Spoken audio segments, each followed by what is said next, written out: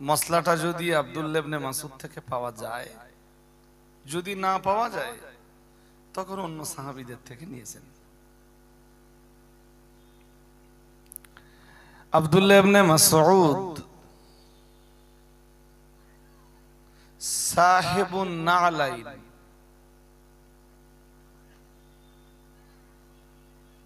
রাসূলুল্লাহ কোথাও গেছেন, জুতো দুটো খুলে রেখেছেন।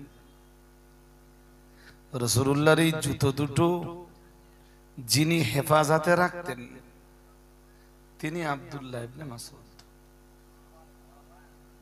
আর একটু মন খুলে বলুন, আমার নবীরে কত মহব্বত করতেন এইটুকু কথা থেকে তো বুঝতে পারা যায়। উনি একজন ফিকহতত্ত্ববিদ সাহাবী।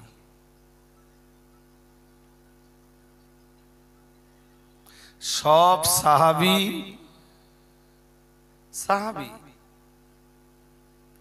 কিন্তু সব সাহাবী মুফতি ছিলেন না।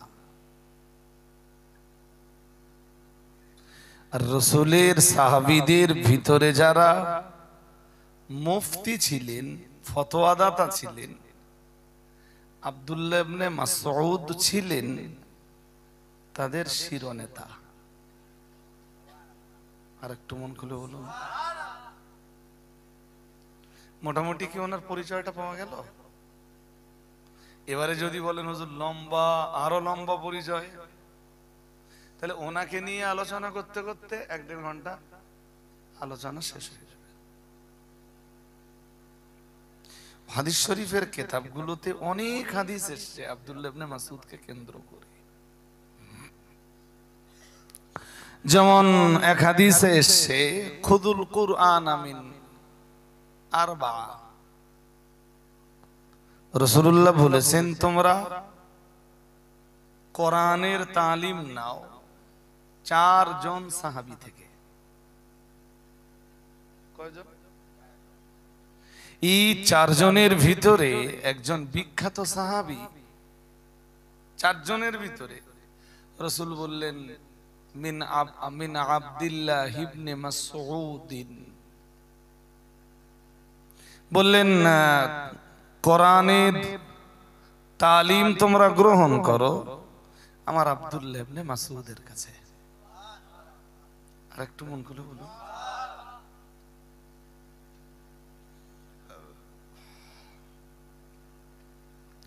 আচ্ছা আমি আব্দুল্লাহ ইবনে মাসউদের কথা কেন বললাম?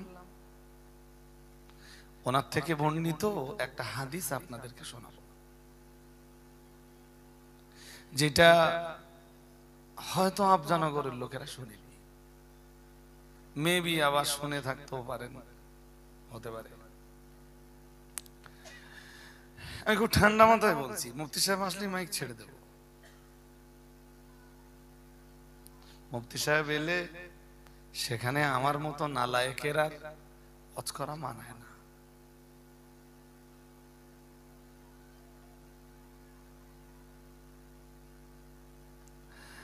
তো আব্দুল্লাহ ইবনে মাসউদ রাদিয়াল্লাহু তাআলা আনহু থেকে বর্ণিত, তিনি বলেন কালা রাসূলুল্লাহ সাল্লাল্লাহু আলাইহি ওয়াসাল্লাম, রাসূলুল্লাহ বলেছেন বা ইরশাদ করেছেন। কি বলেছেন?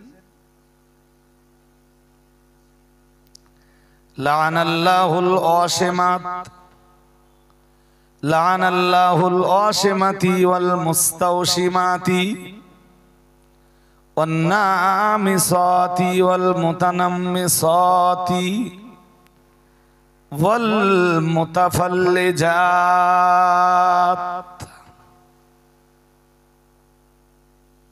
খুব মন দিয়ে শুনতে হবে। তার আগে একটা কথা একটু বলি নেই। আল্লাহ আমাদেরকে সৃষ্টি করেছেন খুব সুন্দর করে। এটা হাদিসের অনুবাদ না। হাদিসটার অনুবাদ করার আগে আমি প্রাসঙ্গিক আরো কিছু কথা বলে দিচ্ছি। আল্লাহ পাক আমাদেরকে সৃষ্টি করেছেন খুব খুব সুন্দর করে। আপনার দেখতে যেমনই হোক, আপনি খুব সুন্দর।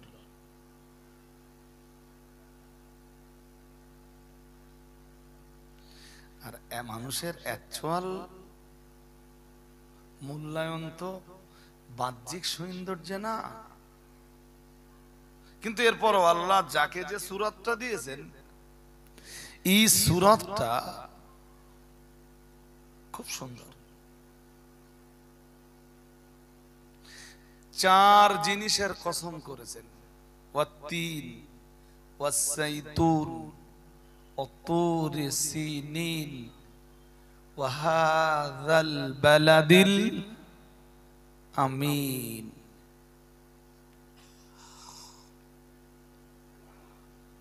মাওলানা কোথায়?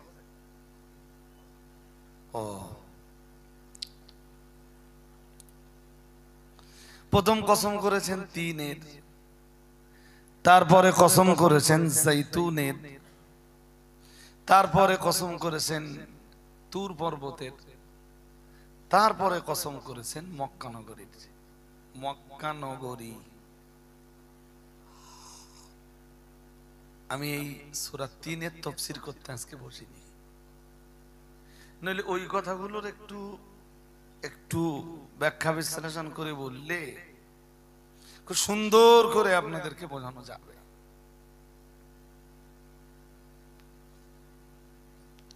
তা আল্লাহ এরপরে বললেন লাকাদ খালাকনাল ইনসানা ফি আহসানি তাকওয়িম। ওই চারটি জিনিসের কসম করে মহান আল্লাহ বললেন, নিশ্চয়ই আমি সৃষ্টি করেছি মানুষকে সর্বসুন্দর সূরত, সর্বশ্রেষ্ঠ আকৃতি দিয়ে। আর একটু মন খুলে বলুন।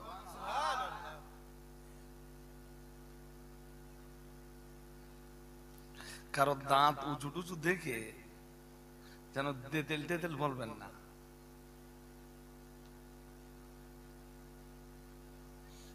বুঝতে পারেননি?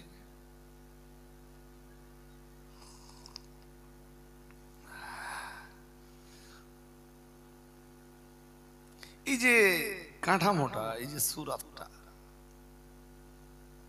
এখানে যে বাবায় জন্ম দেয় আর যে মায়ে গর্ভে ধারণ করে, বাবা আর মায়ের কারোর কোনো ভূমিকা বলুন থাকে না। চামড়ায়ও তাই, সাদা না কালো,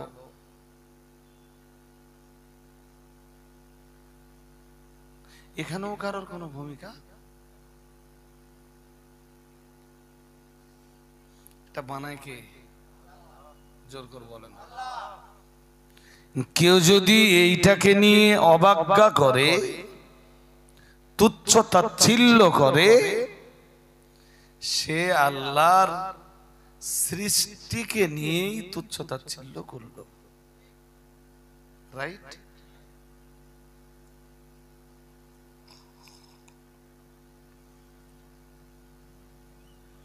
আর একটা ব্যাপার, গরিবতা ছিল বলেই তো সবাই ধনাঢ্যতা চায়। বুঝেননি? অসুস্থতা আছে বলেই তো সবাই সুস্থতার কামনা করে।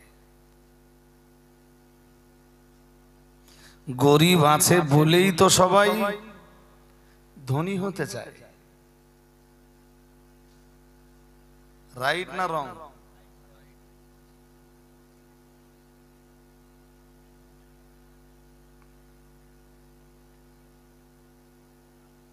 সুতরাং কারোর আকৃতি নিয়ে, কারোর গায়ের রং নিয়ে, কেউ একটু মোটা আবার কেউ একটু হালকা। তা আমি যদি কাউকে মোটা বলে, আরে যিনি হালকা তাকে হালকা বানিয়েছেন কে? আর যার একটু স্বাস্থ্য শরীর ভালো, ওর গায়ে একটু গোস্ত টোস্ত দিয়েছে কে? এখানে অবজ্ঞা করা, তুচ্ছতাচ্ছিল্য করা অধিকার নেই, কারণ নেই। কোরআনুল কারীমের সূরা হুজুরাত 26 পারা সূরা হুজুরাতের 11 নম্বর আয়াতে মহান আল্লাহ জানিয়েছেন, ইয়া আইয়ুহাল্লাযীনা আমানু, হে দুনিয়ার ঈমানওয়ালা মানুষের দল, লা ইয়াসখার কওমুম মিন কওমিন আসা আইয়াকুনু খায়রাম মিনহুম। মহান আল্লাহ জানিয়েছেন, হে দুনিয়ার ঈমানওয়ালা মানুষের দল। আচ্ছা, আয়াতে বিধান কি আছে ওইটা জানার আগে, বিধান দেওয়ার আগে ডাকতেছেন কাদের? জোর করব না। তার মানে এই আয়াত দিলীপ ঘোষের জন্য না, এই আয়াত মমতা ব্যানার্জির জন্য না,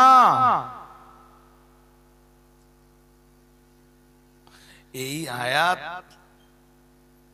নরেন্দ্র মোদী আর অমিত শাহর জন্য না। কাদের জন্য বলে ফেলুন? চলুন দেখে নেওয়া যাক বিধান কি আছে আয়াতে। মুখস্থ করুন সূরা হুজুরাত, সূরা হুজুরাতের 11 নম্বর আয়াত।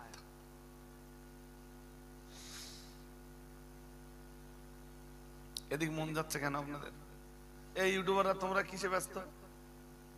তোমরা নড়াচড়া করলে শ্রোতাদের মনে তোমাদের দিক যাচ্ছে।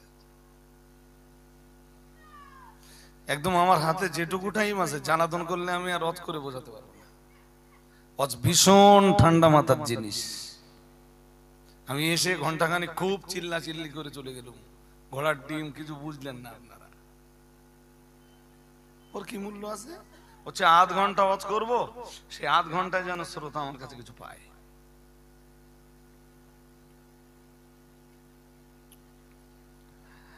ঈমানদারদেরকে ডাক দিয়ে আল্লাহ বললেন, লা ইয়াসখার কওমুম মিন কওমিন আসা আইয়াকুনু খায়রাম মিনহুম। আল্লাহ বললেন, তোমাদের একটা গোষ্ঠী জানো আর একটা গোষ্ঠীকে অবজ্ঞা না করে, তুচ্ছ তাচ্ছিল্য না করে, ক্ষুদ্র জ্ঞান না করে, তামাশা না করে, ঠাট্টা বিদ্রুপ না করে। একটা গোষ্ঠী আর একটা গোষ্ঠীকে, কিংবা একজন ব্যক্তি আর একজন ব্যক্তিকে যেন ঠাট্টা বিদ্রুপ জবান দিয়েও নয়, ইশারাতেও। ইশারা মানে কেরাম বলেন দিন, ওই রাস্তা দিয়ে যাচ্ছে তা আমি চোখের ইশারায় দেখালাম, বুঝেননি? রাস্তা দিয়ে যাচ্ছে তো, অথবা বললাম ওই দেখ সেই মোটা মালটা যাচ্ছে। যে একটু বেটি তারে বললে ওই সেই নাটাটা হাসতেছে।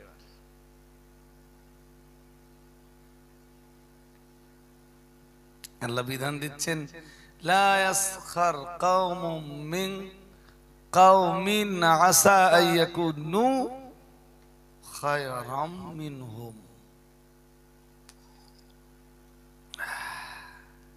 তোমরা একজন অন্যজনকে তুচ্ছ তাচ্ছিল্য করো না, একজন অন্যজনকে অবজ্ঞা করো না, একজন অন্যজনকে উপহাস করো না, একজন অন্যজনকে ক্ষুদ্র জ্ঞান করো না। আসা ইয়াকুনু খায়রাম মিনহুম, মহান আল্লাহ বললেন এটাও তো হতে পারে তোমরা যাকে তুচ্ছ তাচ্ছিল্য করছো, তোমাদের চাইতে যাকে তুচ্ছ তাচ্ছিল্য করছো সেই আমার আল্লাহর কাছে ভালো। আর একটু মন খুলে বলেন, হতে পারে না? পারে না? বিমানওয়ালা, দ্যাটস মিন বিমানের পরিচালক যাকে দেখে তুচ্ছ তাচ্ছিল্য করছে, ভ্যানওয়ালা ওরে দেখে খুব হাসি ঠাট্টা করতেছে, কারণ ও বিমান চালায়, আকাশ দিয়ে উড়ে যায়, ও তুচ্ছ তাচ্ছিল্য করছে, অবজ্ঞা করছে। আর সত্যি সত্যি দেখবেন সমাজের ভ্যানওয়ালাদের না খুব একটা দাম, জোর করে বলেন, বিমানের পাইলট তো দূরের কথা, মোটরসাইকেলওয়ালার দাম দেয় না। ও যে ভ্যান চালাচ্ছে বলে তুমি তুচ্ছ তাচ্ছিল্য করলে, এটাও তো হতে পারে ইমানে, ইলমে, আমলে ভ্যানওয়ালা তোমার চাইতে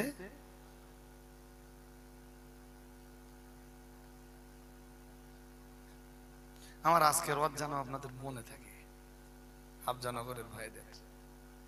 আমি তাম জীবনে কোনোদিন হয়তো আফজানগরে এই ওয়াজ আর করব না। এটা পুরুষদের জন্য এই বিধানটা আল্লাহ দিতেন, এবার আল্লাহ মেয়েদের জন্য আলাদা বিধান দিচ্ছেন। আল্লাহ পাক রব্বুল আলামিন আবার বিধান দিলেন, ওয়ালা নিসাউম মিন নিসাইন, মহান আল্লাহ আবার বিধান দিলেন তোমাদের ভিতরের একজন নারী যেন অন্য আর একজন নারীকে তুচ্ছ তাচ্ছিল্য না করে, অবজ্ঞা যেন না করে, উপহাস যেন না করে, ক্ষুদ্র জ্ঞান যেন না করে, তামাশা যেন না করে। আল্লাহ পাক রব্বুল আলামিন বললেন আসা আইয়াকুনা খায়রাম মিনহুন্না, মহান আল্লাহ বললেন এটাও তো হতে পারে হে নারী, তুমি যাকে বা যাদেরকে তুচ্ছ তাচ্ছিল্য করছো, হেও প্রতিপন্ন করছো, যাকে ক্ষুদ্র জ্ঞান করছো, যাকে বিদ্রুপ করছো, সে বা তারাই তোমার চাইতে আল্লাহর কাছে ভালো।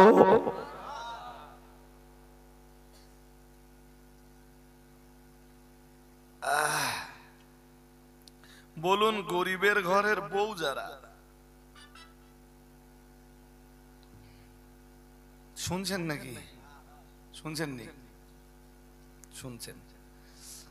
গরিবের ঘরের বউ যারা, এদেরকে এদের ধনীদের ঘরের বউদের কাছে খুব একটা মর্যাদা এদের আছে।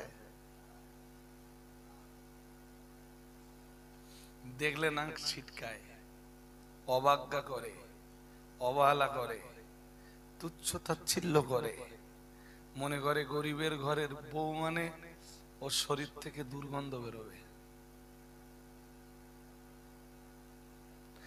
আরে এটাও তো হতে পারে, আল্লাহ বলছেন আসা আইয়াকুন্না খায়রাম মিনহুন্না, হতে পারে তুমি ধনীর ঘরের বউ গরিবের ঘরের যে বউটাকে দেখে তুচ্ছ তাচ্ছিল্য আর অবজ্ঞা করছো, সেই তোমার মতো ধনীর ঘরের বধূর চাইতে আল্লাহর কাছে অনেক পেয়ারা বান্দি। পারে না? পারে না? সাবধান। লেখাপড়ার গরমে মূর্খটার দেখে আর মোটে দাম দেয় না। গরম কিসের? কথা বলে না, বলবেন তো, জোর আওয়াজ দিয়ে বলেন কিসের গরম? শিক্ষার। চলুন খুব হালকা করে একটুখানি দেখে নেই এই আয়াত কেন নাযিল হয়েছে। আমি তো কিছু বাস্তবতা আপনাদেরকে বোঝালাম, আমি এই আয়াতের উপরে অন্তত 10-15 খানা তাফসীর ঘেঁটেছি। আমি এক্ষুনি যে তাফসীরটা থেকে কথা বলছি এটা তাফসীরে রুহুল মাআনি, আল্লামা মাহমুদ আলোসি রহমাতুল্লাহ আলাইহির লেখা। আপনাদের কাছে তাফসীরটার কদর না থাকলেও তাম পৃথিবীর আলেমদের কাছে তাফসীরটা খুব সমাদৃত। এই আয়াতে কি আছে মুফতি সাহেবকে জিজ্ঞেস করে দেখবেন তাফসীরে রুহুল মাআনিটা কেমন। এই আয়াতে মানে সূরা হুজুরাতের 11 নম্বর আয়াতের ব্যাখ্যায় উনি লিখছেন মুকাতিলিন, একদম ঠান্ডা মাথা বলছি এবং আফজানগরের লোক ঠান্ডা মাথায় বললে আপনারা বুঝবেন। হযরত মুকাতিল কোরআনের একজন বিশিষ্ট ভাষ্যকর, কোরআনের একজন বিশিষ্ট পণ্ডিত। সুবহানাল্লাহ বলুন। মুকাতিল রাহিমাহুল্লাহু তাআলা, তো তিনি বলছেন হযরত মুকাতিল থেকে আল্লামা মাহমুদ আলোসি ওনার তাফসীরে লিখছেন নাযালাত ফি কওমিন মিন বনি তামিম, আয়াতটা নাযিল হয়েছিল বনি তামিমের বিরুদ্ধে। কোন গোষ্ঠী? জোর করে বলেন কোন গোষ্ঠী? বনি তামিম কি করত, কি এমন করেছিল যে ওদের বিরুদ্ধে আয়াত নাযিল হলো?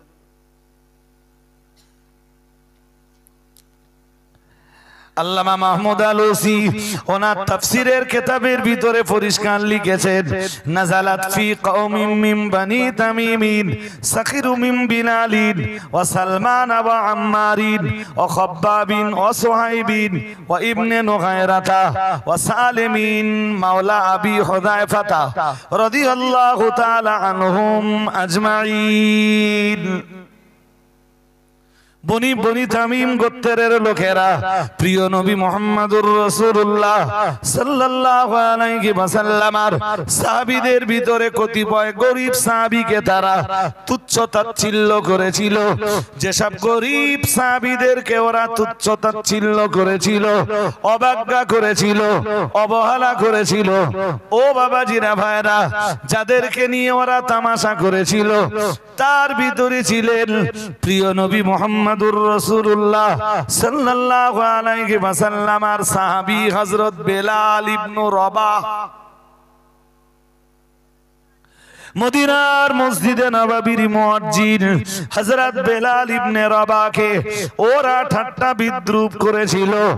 ওরা প্রিয় নবী মুহাম্মদুর রাসূলুল্লাহ সাল্লাল্লাহু আলাইহি ওয়াসাল্লামের প্রিয় সাহাবী হযরত সালমান ফারসিকে ঠাট্টা বিদ্রূপ করেছিল।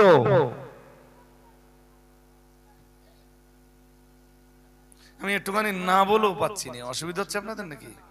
হয় না তো? তাহলে মন একদম এক চিলতা বাইরে দেন না। অ্যাকচুয়াল সালমান ফারসি ছিলেন আগুন পূজারীদের সন্তান। কাদের সন্তান? জোর করে বলে না। আরে বাবা, এক সময় সালমানের কাজই ছিল শুধু আগুন জ্বালাও, বাবার নির্দেশ। কি জ্বালাও? সালমানের পুরো গোষ্ঠী ইসলাম গ্রহণের আগে সালমানের পুরো জাতি, পুরো সম্প্রদায় ছিল আগুন পূজারী, আর সালমানের আব্বা তার নেতৃত্ব দিত। কি ব্যাপার না, দুনিয়ায় যদি আগুন পূজা করা যায় জাহান্নামের আগুন থেকে বাঁচা যাবে। নাউজুবিল্লাহ। আর একটু মন করে বলুন না। সালমান যখন মদিনায় এলেন, আমি সালমান ফারসির জীবন ইতিহাস আজকে বলছি। সালমান ফারসি যখন মদিনায়, আর মদিনায় হিজরত করে যখন রাসূলুল্লাহ এলেন, সালমান ফারসি তখন মদিনায়, উনি তখন মদিনার কারোর বাড়ির গোলাম। পকেটে খুব পয়সা আছে, কথা বলে। বাড়ির গোলামদের পকেটে খুব পয়সা থাকে। আর তৎকালীন মনিবদের নীতি ছিল গোলাম রাজা উপার্জন করবে, মনিবরা সব নিয়ে নেবে, বিনিময়ে শুধু বলেন বলেন পেট ভাতা। রাইট, পেট ভাতা। সালমান ফার্সি রাসূলুল্লাহকে পরীক্ষা নিলেন। উনি জানতেন আখিরি নবীর যে যে নমুনা, এই নমুনাগুলো উনি আহলে কেতাবদের কাছে জেনে নিয়েছিলেন ইতিপূর্বে। মানে এই আগুন পূজা থেকে বাঁচবার জন্য সালমান ফার্সি আহলে কেতাবদের আশ্রয় নেয়। আর আহলে কেতাবদের পণ্ডিত যারা, তারাই সালমানকে বলেছিল খুব তাড়াতাড়ি একজন নবীর আবির্ভাব ঘটবে। তিনি যেখানে হিজরত করবেন সেখানে খেজুর গাছের আধিক্যতা দেখা দেবে। মানে প্রচুর খেজুর গাছ সেখানে পাওয়া যাবে। আজও মদিনায় গেলে দেখতে পাবেন কি পরিমাণ খেজুর গাছ। রাসূলুল্লাহ মদিনাতে আসবার আগেই সালমান মদিনায়। সালমান এই খেজুর গাছগুলো দেখতেন আর ভাবতেন সম্ভবত আখিরি নবীর হিজরতের পরের স্থান হবে এই জায়গাটা। নবী যখন হিজরত করলেন, সালমান নবীরে পরীক্ষা করার জন্য কিছু মাল দিয়ে এলেন। মাল সম্পদ এনে রাসূলকে দিলেন। দিয়ে বললেন, হুজুর এগুলো না যাকাতের মাল। সালমান আগে থেকে জেনেই নিয়েছিলেন যে আখিরি নবী যিনি হবেন তার সিমটম হলো তিনি যাকাতের মাল দিলে নেবেন, বাট নিজে কিছু খাবেন না। যারা যাকাতের মাল পাবার যোগ্য তাদের মাঝে বন্টন করে দেবেন। সালমান ফার্সি রাদিয়াল্লাহু তাআলা আনহু আমার নবীর দরবারে যেদিন এলেন, ও বাবাজিরা ভাইরা, আমার নবীর দরবারে এসে ওই মালগুলো রাসূলুল্লাহর হাতে তুলে দিলেন। দিয়ে বললেন, ইয়া রাসূলুল্লাহ, ইয়া হাবিবাল্লাহ, হুজুর এগুলো হলো যাকাতের মাল। প্যারা নবী মুহাম্মদুর রাসূলুল্লাহ সাল্লাল্লাহু আলাইহি ওয়াসাল্লাম যাকাতের মালের কোনো অংশই নিলেন না।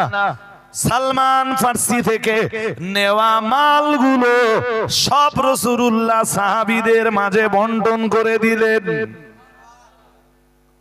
গরিব সাহাবীদের মাঝে ভাগ করে দিলেন। সালমান বুঝে ফেললেন আখিরি নবী হিজরত করে আসবার কথা ছিল এমন জায়গায় যেখানে বিপুল খেজুর গাছ, সেটাও মিলে গেছে।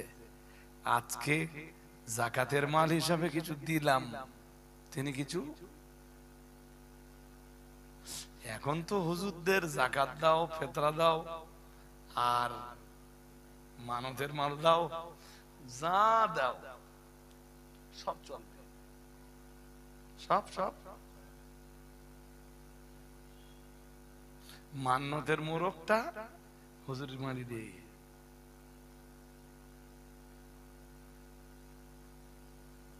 হুজুর নিয়েও নিলে। সালমান বললেন, ইনি যাকাতের মাল যখন নিজে খেলেন না, নিলেন না, সব যখন সাহাবীদের, গরিব সাহাবীদের মাঝে তাকসিম করে দিলেন, নিশ্চয়ই ইনি আখিরি জামানার নবী। আরেকটু মন খুলে। তবে এখনো কিছু নমুনা বাকি আছে। সালমান আরো জানতেন হাদিয়া হিসাবে কিছু মাল দিলে তিনি নিবেন। আবার একদিন নিলেন, কিছু মাল রাসূলুল্লাহকে দিলেন। দিয়ে বললেন, হুজুর এটা না হাদিয়ার মাল, নাজরানার মাল। কিসের মাল? জোর করে বলেন না। যেমন আমরা স্টেজ থেকে নামলে আপনারা কিছু হাদিয়া দেন। যদিও এখন তো আবার নতুন করে কেউ কেউ বলছে যে হাদিয়া জোর জবরদস্তি করে নেওয়া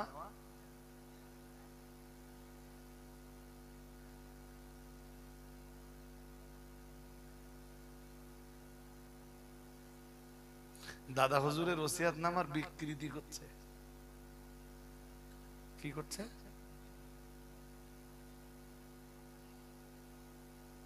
সেটা কিছু জানে না বলো। একটু আর দেখ না। এসব কথা আমি বলতে চাই না ভাই, কারণ মানুষ আমারে দাওয়াত করে দুটো কোরআন হাদিসের কিছু বয়ান শোনার জন্য। সালমান ফার্সি এসে বললেন, হুজুর এটা হাদিয়ার মাল। কিছুটা মাল ওর থেকে রাসূলুল্লাহ নিলেন, বাকিটা রাসূলুল্লাহ সাহাবীদের মাঝে বন্টন করে দিলেন। একটু আওয়াজ দিয়ে বলো না, কিছুটা বাকিটা। এখন তো যদি হাদিয়া দেন, যারে হাদিয়া দেবেন সব তার, সব রাসূলুল্লাহ হাদিয়ার মাল পেলে নিজে কিছু নিতেন আর কিছু। আমি আয়াত পড়তে গেলে তো সময় যাবে না এখন, এই জন্য পড়তেছি না আজকে। মুফতি সাহেব এলে 12টার দিকে ইনশাল্লাহ তুলে দেব। আজকে 12:30 করার মতো কন্ডিশন না আমার নেই। যদি মনে করেন যে আসেম বিল্লাহ হুজুর আমার ওখানে পৌঁছেছে কড়াই বলেন, জানেন স্টেজে যখন উঠেছে তখন ওই 20-21 হয়ে গেছে, আর আমার নেমে ওখান থেকে গাড়ি 4:25 হয়ে গেছে। এখানে আমার 10:30 টাইম, তাহলে আমি টাইমটা কি করে ম্যানেজ করবো? আবার এই গেটে এসে দেখি গেট পড়া, টাইমটা ম্যানেজটা কি করে করবো? নইলে একদম 10:30টায় এতে উঠবো, এটা আজকে আমার টার্গেট ছিল। আমি জানি যে আফজানগরের মানুষেরা আমার নসিহত খুব মনোযোগ দিয়ে শোনেন, এটা আমি খুব ভালোই জানি। সালমান ফার্সির মন গাইছে, ভেতরটা হচ্ছে তিনি নিশ্চয়ই আখেরি জামানার নবী। আর একটু মন খুলে, তবে এখনো একটা জিনিস বাকি।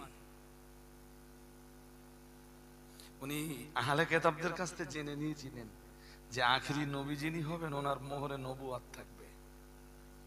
কি থাকবে? কোন একদিন সালমান ফার্সি রাহমাতুল্লিল আলামিনের দরবারে এলেন। ও বাবাজিরা ভাইরা, প্রিয় নবী মুহাম্মদুর রাসূলুল্লাহ সাল্লাল্লাহু আলাইহি ওয়াসাল্লামের মোহরে নবুয়াতটাও দেখবার সৌভাগ্য হয়ে গেল। সালমান আমার নবীর দরবারে দাঁড়িয়ে দাঁড়িয়ে দাঁড়িয়ে দাঁড়িয়ে মোহরে নবুয়াতটা দেখবার পরে চোখের পানি ফেলছিলেন। প্রিয় নবী মুহাম্মদুর রাসূলুল্লাহ